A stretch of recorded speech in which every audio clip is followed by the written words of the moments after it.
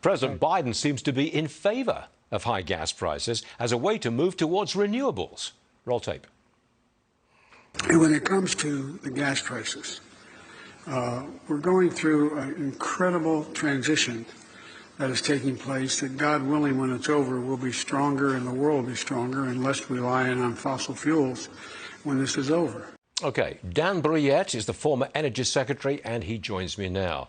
Sir, Biden calls this an incredible transition.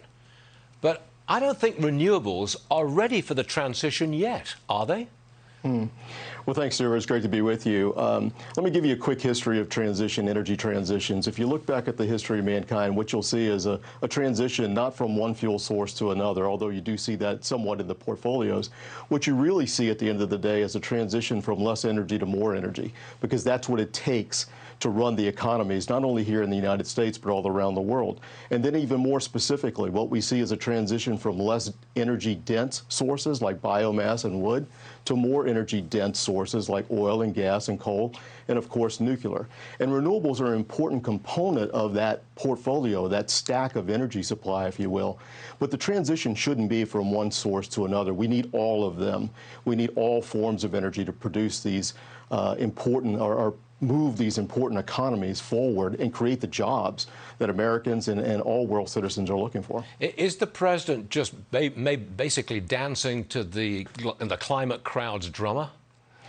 Well, I can't speak to the president's motive, Stuart, but I can tell you that, in the conversations I've had with the administration, I continue to encourage them to encourage development here, urge them to encourage development here in the United States, and encourage development of infrastructure so that we can produce more and we can get that product to market. But they don't, do they? They don't. Well, I think they could probably do some more, but I'll tell you what happens when we actually do those things, Stuart. I just returned from Poland.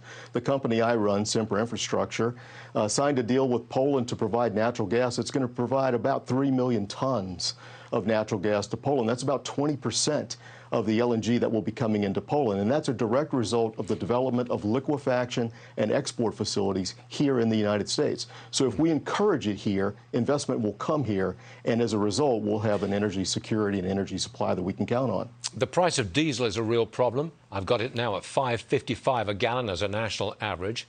The president's considering a plan to tap into diesel reserves. What do you make of that? Will it make any difference at all to diesel?